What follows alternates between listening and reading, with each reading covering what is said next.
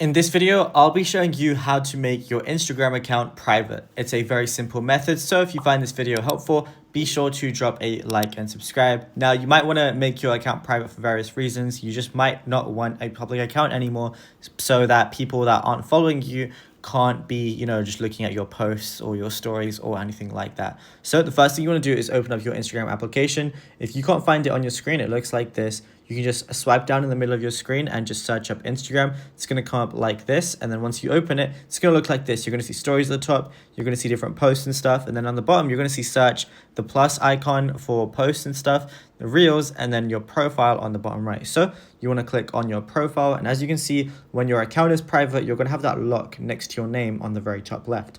So what you want to do to have your account like that is on the top right, you're going to see those three little lines. Press that, and that's going to take you over to settings and activity. Then you just want to scroll down until you're in the who can see your content section.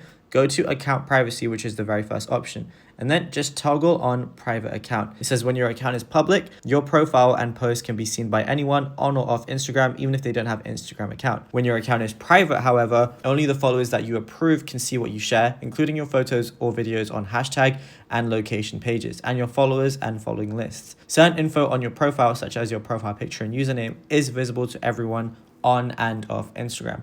Now, you can toggle this off if you want to as well, just for extra privacy. Like, let's say you have a profile picture that you don't want people like zooming in on and stuff like that.